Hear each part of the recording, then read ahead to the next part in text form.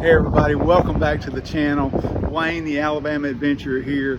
I'm here at Rickwood Field today, historic Rickwood Field in Birmingham, Alabama, where MLB is about to make their major announcement about the game between the San Francisco Giants and the St. Louis Cardinals next year. It's going to be on June the 20th. We're also going to have the Rickwood Classic back next year on June the 18th. They're going to make the announcement today, and once they do, then I can post this video, because once they've made their announcement, then I'm allowed to do mine. I can't wait to see what other footage I can get for y'all today. Let's go check it out.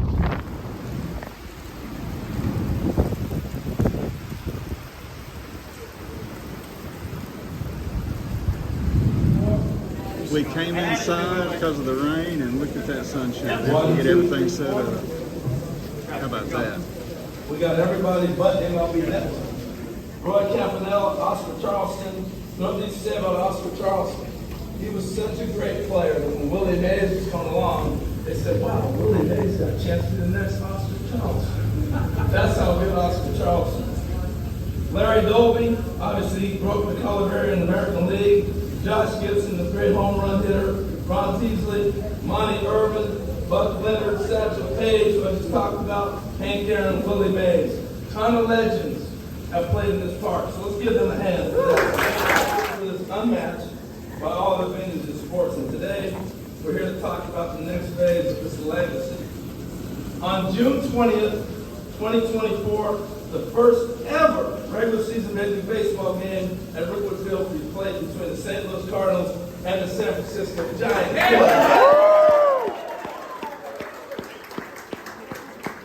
And the game, of course, is a symbolic celebration of the Negro Leagues and its greatest living player, Willie Mays.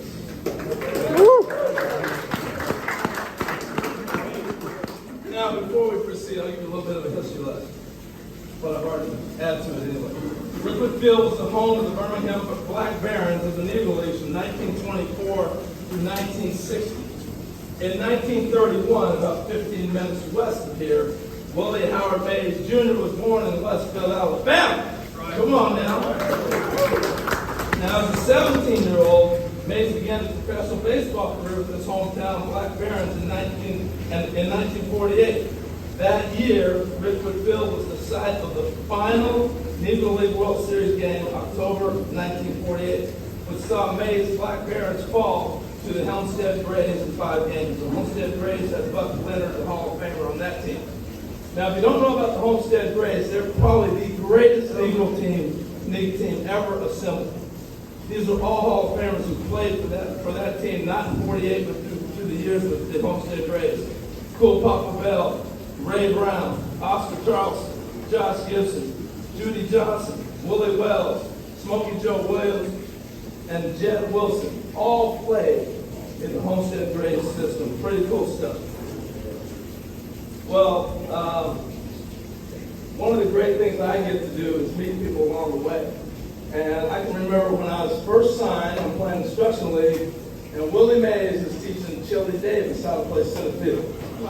So you know what we all did? Forget practice. We sprinted out to go meet Willie Mays. And since that time, I've had a real close relationship with Willie. So knowing that I was coming to Alabama and knowing he's from home, so called him last night and he sent a text message for all of you and tell you what this means to him. So let me grab my phone real quick. Here's Willie at his 90 to send a text message. I hope I can do that. All right. Here's what Willie had to say. I was very happy to hear the Giants and Cardinals will play a Major League Baseball game at Rickwood Field next season. I have wonderful memories of playing there with the Black Birmingham Barons when I was only a kid, which, if you can believe it, was 75 years ago. I hope that the game will be a chance to remember so many really good ball players from the Negro Leagues who played at Rickwood Field but never got a chance to play in the big leagues. Harold, you better do your job. That's how Willie wants. Willie Mays. Special man, special man. All right. So all that said, without further ado, let's begin our program with our first speaker. It's most fitting to speak on Willie and Rickwood Field's home here in the Magic City. It's my pleasure to introduce Mayor of Birmingham. Please welcome Randall Woodfin. I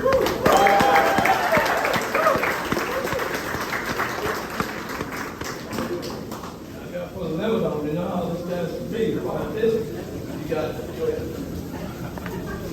I'll make it quick. No, you got it. First, let me say good afternoon to everybody. Good afternoon. It's good to be here, and I'm glad that rain doesn't stop the show. With that said, I want to acknowledge County Commissioner Sheila Tyson, who I see to my left and your right, as well as any city councilors that are present. To jump in, I want to state that the Negro League produced champions in more ways than one. Every black athlete, every single black athlete who has ever had the honor of picking up the bat and competing among the best athletes in the world owes a debt of gratitude to the legends who made history when the world attempted to deny them.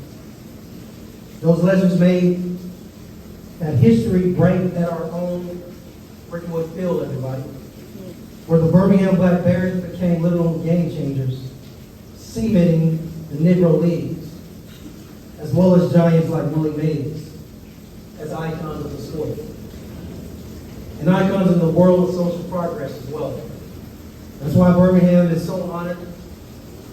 We are excited, President and IOT, we are excited to host the Cardinals and Giants for a special regular season games on June 20th of next year, 2024. It has been stated, but it is worth repeating, that Rickwood Field is hollow ground, where sports became more than entertainment. It was a source of empowerment.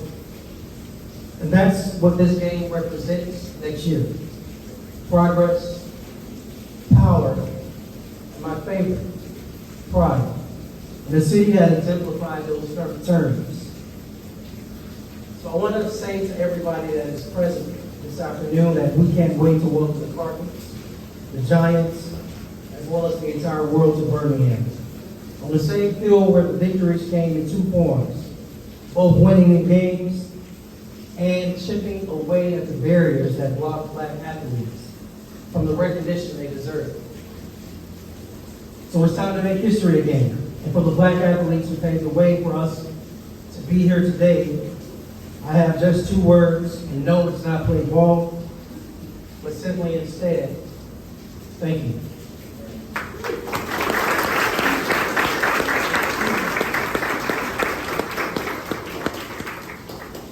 You guys are fortunate to have him. Another hand for the mayor, please. Well, for being the oldest ballpark in the country, Rickwood Field sure looks pretty great, doesn't it? Before it started raining. That doesn't happen magically. It takes a meticulous steward to maintain the history and upkeep. And our next speaker is that steward. Please welcome the chairman of the board of Friends of Rickwood, Gerald Watkins.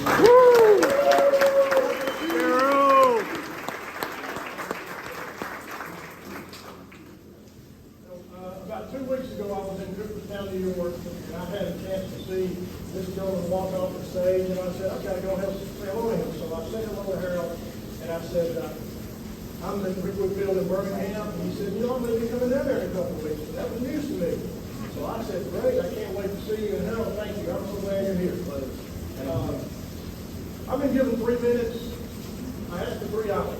It's August in Alabama, and even though the rain cooled off, I'm only going to take 3 minutes on my body. And I want to start off by thanking people. And mainly, I want to thank Mayor Woodson and his staff, the city council, and all the people with the city who have made this dream a reality. Mayor Woodson believed in us when no one else did. And we're here because of Mayor Woodson and his vision. He was a friend of Rickwood before anybody else. And I want to thank you again, Mayor Woodson. Most of my time up here, I'm going to thank people, and I want to thank Commissioner Tyson, the County Commission. I want to thank all the county commissioners who didn't be here. Again, this is a team effort. We've got business leaders here who have volunteered to help with the refurbishing of the ballpark. We have wealthy individuals who chip in a coin here and there. We've got a lot of people to thank. So this did not happen by accident. We've been working on this for a while, and here we are. I also want to thank some very special people who don't get a lot of recognition, but my grounds crew, right up here, raise your hand back.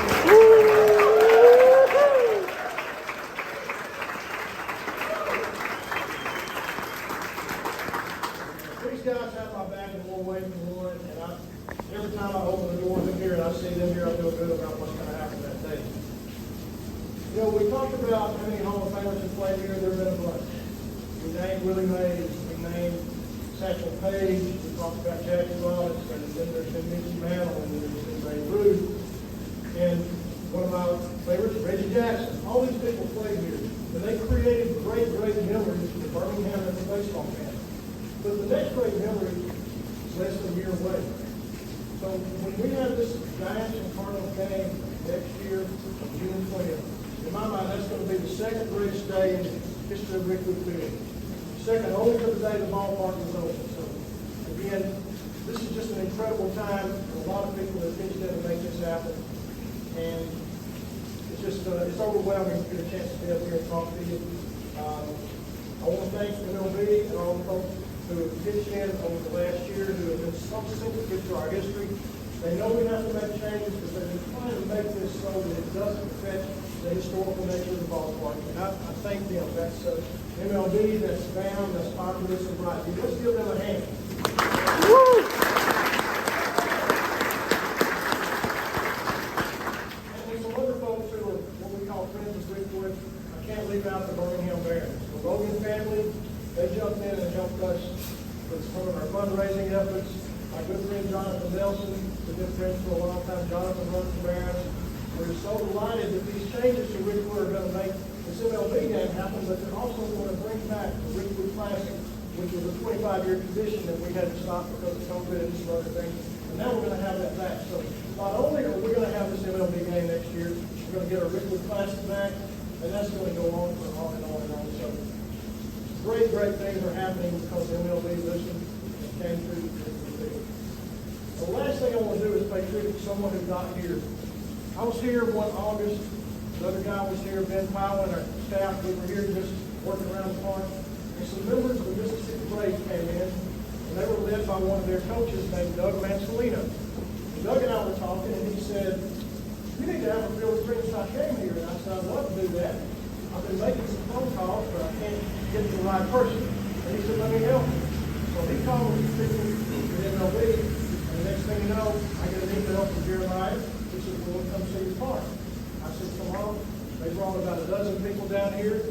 I said, "Gosh, I got to go call the mayor." He said, "No, let us tell him. This is big. This is kind of our thing. We'll tell the mayor." And I said, "That's okay. Let's just get it done." So we all get together over time to bring this event together.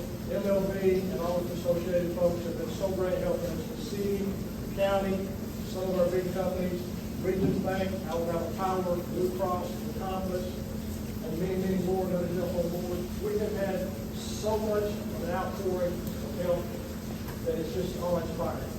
And the last thing I can say before I let you go and turn it over, I think I've gone over my 3 minutes. You're right. Okay? You're okay. If you walk through the turnstiles, walk out on the field, walk anywhere in this house ground, and you don't feel chill bumps, then maybe your heart's not beating.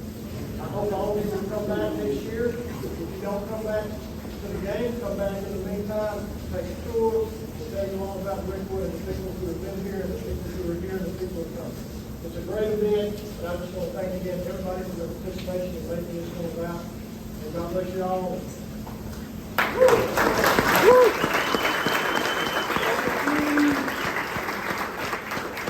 Thank you, Gerald. And also, Mayor, thank you. You know, when he was saying I'm over my 3 minutes, and he said hollow ground, I remember growing up in church, and my grandmother was saying, "You gonna be here for long?" This is hollow ground, honey. So when he said hollow ground, oh Lord, he's gonna speak for 3 hours. You're good. You're okay. Way underneath that. Way under. 30 seconds to get yourself ready. I've offered like 4 times to help take that off, and they just won't let me. All right, I'm gonna turn it over to Mike Hill. Go ahead, Mike. It's my distinct honor and pleasure to announce that on June 20th, 2024, we will have MLB at Rickwood Field, a tribute to the Negro League.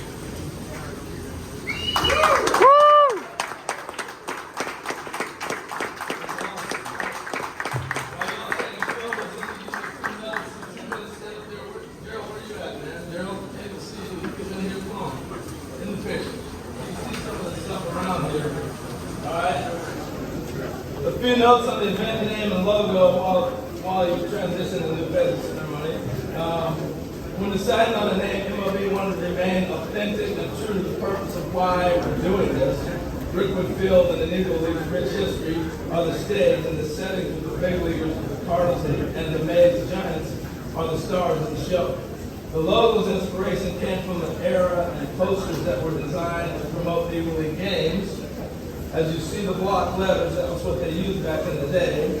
So that's where that comes from, wood block printing, the popular font of that time, while the black and white are the color codes that were selected to resemble the iconic scoreboard in left field. All right, that's some of the things right there. Finish your pictures up. I'm gonna hop in for a couple myself, but I will have some credit.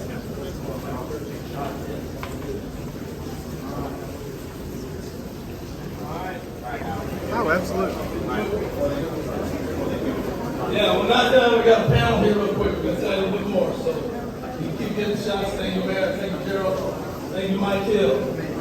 And you got, before we move on to the next portion, there's several people in the crowd I'd like to recognize. All right, you got to keep your comments down while you move. We'll get this in and we're getting it done. This happens one time when you make this historical announcement. So make sure you get it all.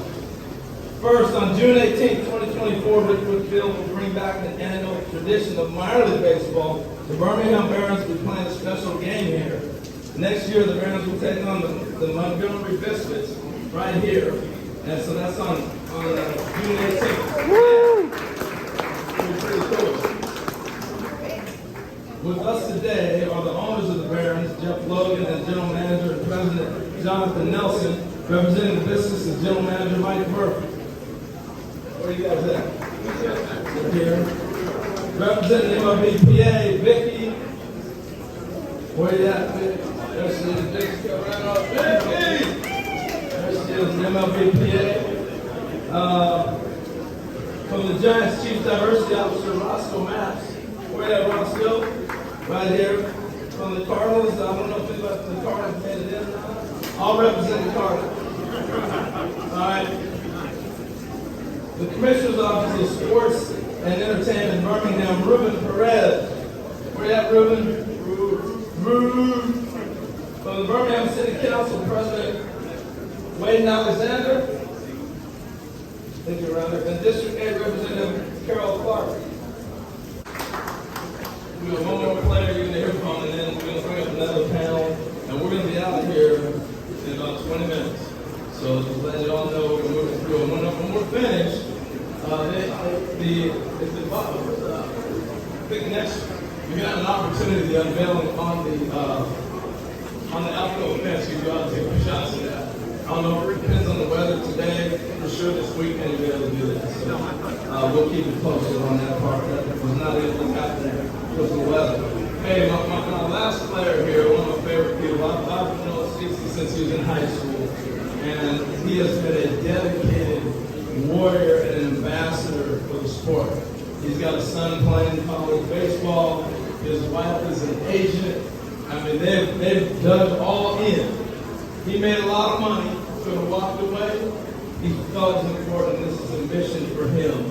He loves the sport of baseball, but I always tell Cece, you're a bigger brand than just the sport. And I'm so proud to watch all the things he's doing and now he's mentoring and leading this next generation of people. So I'd love to have him talk to you a little bit about some of the things Cece's doing. So come on up, man. Yeah, so like Harold said, and like Ryan said, alluded to, my education with the Negro League began with Buffalo Hill all the years. Obviously, growing up in California, I know a lot about Jackie Robinson. My grandfather talked all about Jackie Robinson. Grew up in the Bay Area, so I grew up with huge Giants, Willie Mays fans. But not until I got to the big league did I understand what the Negro League meant to me and how important it was. My very first day going to Kansas City, I'm walking out the BP, and Buck O'Neil comes running up to me. He's like, "Hey, I've been watching you." And I looked around, I'm like, "You've been watching me?" He's like, "Yeah, I've been waiting for you to come here so I can introduce you to this museum." Took me to the Negro League Museum. That was the first day I met Bob, and I just fell in love with everything about it. You know, I think growing up, I didn't understand how good the players were. You know, growing up, they made it seem like it was just like a barnstorming league where they were playing, kind of backyard baseball, not understanding that these were the best players in the world. Getting a chance to come here to Birmingham and see Rickwood, sat on page, who his first Negro League game on in the building. I sat on page tattooed on my leg. So I feel super connected to this place, I'm super connected to the Negro League. So it's always going to be a mission of mine to be visible and make sure that I'm here and showing up anytime, any chance I get for the players that paved the way for me. So, like Carol said, my wife's an agent, my son's playing baseball, so I'm here on this journey. We're a baseball family, and we're a baseball family because of buildings and places like this and the Negro League. So I'm just happy to be here, and I'll be here as much as possible, showing up in anything Negro League. I just wanted to talk real quick. One of the things they're doing with the Players Alliance is the mentorship program. And he's always mentoring young people anyway, but just some of the kids reaching out, some of the conversations, getting them a little insight into some of the things that have been in the pocket. Yeah, so we started the Players Alliance in 2020 in the wake of George Floyd, Camp Maven, Dylan Jackson, and Lee Dorsey. So the three founders that started our Players Alliance.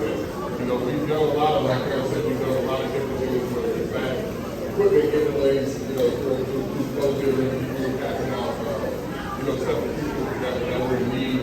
But now lately, now that the world's kind of opening back up, we're back into mentoring young kids. And in the big leagues, there are not a lot of veterans. There are not a lot of veterans that can teach these kids how to be professional. So that's kind of the mission of ours, is to be that mentor veteran player for guys in the big leagues. Not just, black players, all players. So the Players Alliance has been really, helpful